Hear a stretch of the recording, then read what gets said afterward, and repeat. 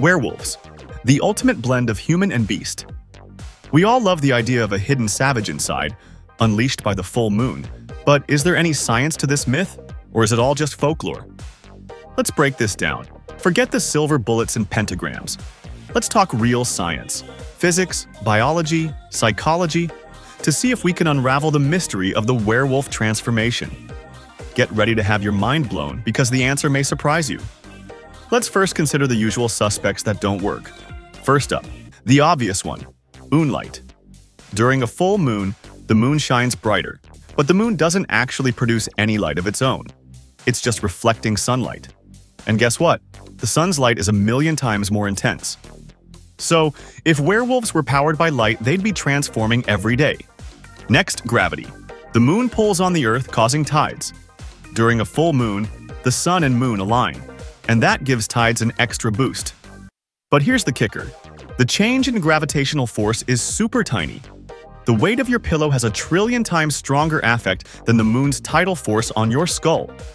What about lunacy? The word itself comes from luna, the Latin word for the moon. Surely people go crazy under a full moon, right? Wrong! Studies actually show no link between the full moon and insanity.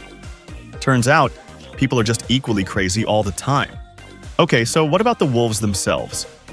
They howl at the moon, right? Well, wolves are more active at night and howl in an upward direction. But studies show wolves are actually less active during the full moon. Why? Because it's harder to sneak around when it's so bright. It's like a monthly Mexican standoff between predator and prey. So physics, gravity, psychology, and wolf behavior don't seem to explain the werewolf transformation. But here's something that's been scientifically observed. When animals do something that makes no logical sense, it's usually for reproduction. Check this out.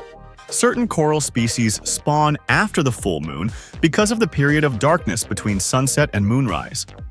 Jellyfish also gather to breed after the full moon, triggered by darkness. Could werewolf transformations be linked to reproduction? Think about it. Werewolves reproduce by biting humans and allowing them to survive. So maybe the full moon triggers a biological urge, a primal drive to create more werewolves.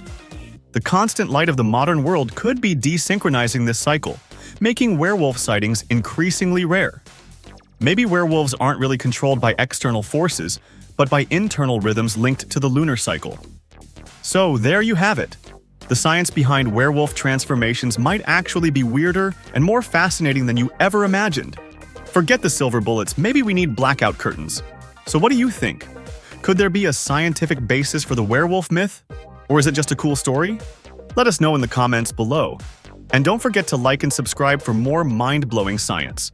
Thanks for watching, and see you in the next video.